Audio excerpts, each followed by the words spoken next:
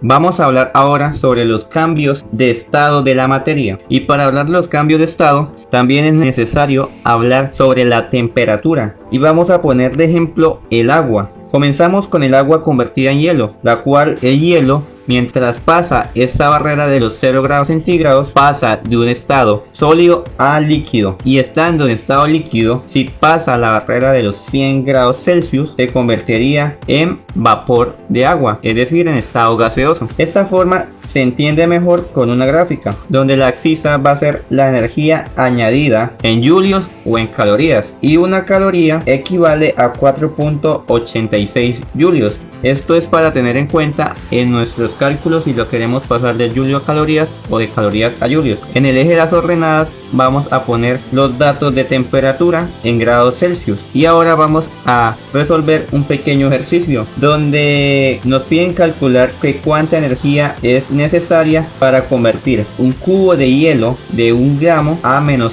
30 grados Celsius en vapor a 120 grados Celsius. Entonces empezamos y decimos que aquí abajo tengo mis menos 30 grados Celsius, los cuales al hacer suministrada energía, pues la temperatura va a aumentar y aumenta hasta los 0 grados Celsius. Entre los menos 30 grados y los 0 grados va a estar en estado sólido. Después de esto va a ocurrir lo que llamamos un cambio de estado. Va a pasar de estado sólido a líquido, donde se necesita suministrar energía y no va a haber un cambio de temperatura. Por eso se dibuja como una línea recta.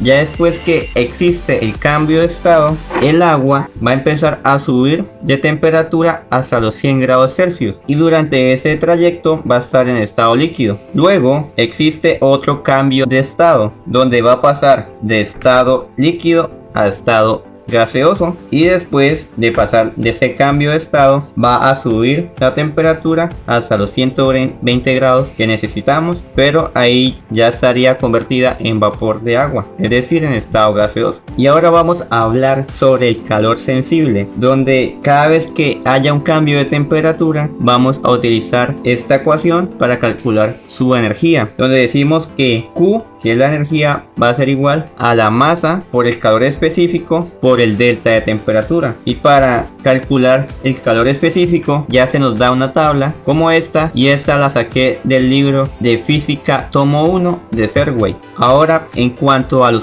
energía necesaria para los cambios de fase, se necesita la ecuación de calor latente, donde la energía es igual a la masa por el calor latente de fusión o de evaporización. Y para esto también se les da otra tabla para saber qué dato es L. Entonces empezamos calculando la energía del estado sólido y decimos, como es un cambio de temperatura, tenemos que tomar la ecuación del calor sensible y decimos que esto es igual a la masa, que debe estar en kilogramos, es decir, 1 gramo es lo mismo que 0,00 kilogramos, que multiplica y buscamos el valor del calor específico del hielo en la tabla, que va a ser 2090, y lo multiplicamos por el delta de temperatura. Va a ser esta distancia, que es de 30 grados a 0, y eso quiere decir que hay 30 grados. Resolviendo esto nos daría 62,7 julios, y esos 62,7 se ponen en este lado. Y ahora vamos a calcular la energía suministrada en el cambio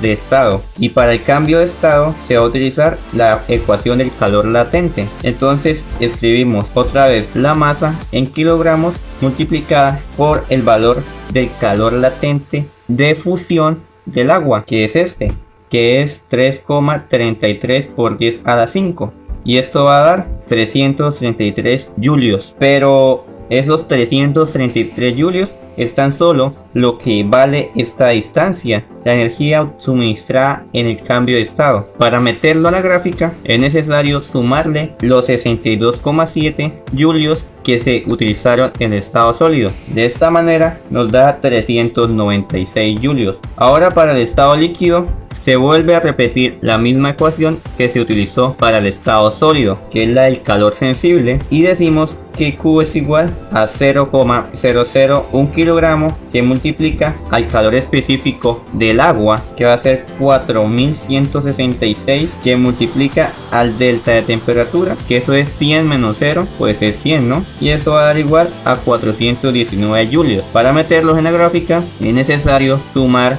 la energía anterior y eso nos da 815 julios. Ahora, para hacer un cambio de estado de líquido a gaseoso es necesario utilizar el calor latente, y decimos la energía es igual a la masa en kilogramos multiplicada por el calor latente, pero esta vez va a ser de evaporización, que es esta, y nos daría una energía de 2260 julios, los cuales sumados con lo anterior para meterlo en la gráfica sería 3080 julios. Finalmente, para calcular la energía en el que va de 100 a 120 es necesario utilizar la misma ecuación del calor sensible y multiplicar la masa por el calor específico, y el calor específico va a ser esta vez del vapor de agua multiplicado por el delta de temperatura, que va a ser 120 menos 100 y sería 20. Esto daría una energía de 40,2 julios, y para meterlo en la gráfica la volvemos a sumar con el anterior,